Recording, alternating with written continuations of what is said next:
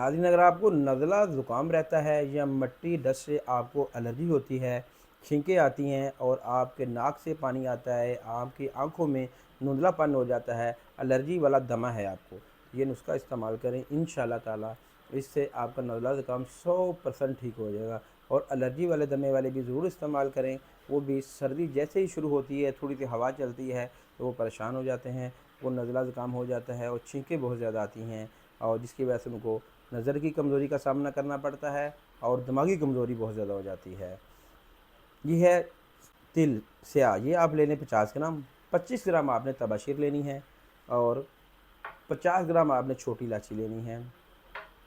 इनको अच्छी तरह मिक्स करके 1 ग्राम सुबह लें और 1 शाम लें। इंशाल्लाह इससे नज़ला ज़ुकाम, खांसी और मौसमी बुखार 100% आपका ठीक हो जाएगा। इस नुस्खे को ज़रूर आज़माइएगा। अगर आपको ये वीडियो अच्छी लगी हो, इस वीडियो को लाइक और शेयर लाज़मी करिएगा।